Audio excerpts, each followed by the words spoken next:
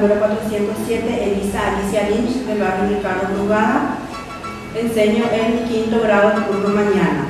Para poder desarrollar esta clase acerca de la independencia patria de nuestro país, Paraguay, he recurrido a las imágenes del portal educativo Aramburape, fichas también del portal e investigaciones que hicimos con los chicos en la visita a los lugares históricos para que ellos puedan vivenciar todo lo que fue acerca de la historia de nuestra querida independencia del Paraguay. Para poder desarrollar esta clase recurrimos a los recursos tecnológicos que el Ministerio de Educación y Cultura a partir de este año implementó dentro de nuestra institución para que los chicos puedan trabajar. Para la realización de este proyecto utilizamos varios recursos tecnológicos.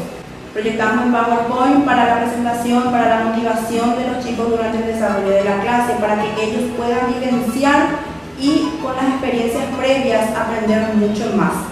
También para la evaluación, cada chico utilizó su Classmate, el procesador de texto en Word para realizar su composición, insertar imágenes acerca de los próceres de mayo, de la independencia patria, entraron en internet, buscaron, copiaron, pegaron para poder tener una linda presentación para su posterior evaluación en su trabajo.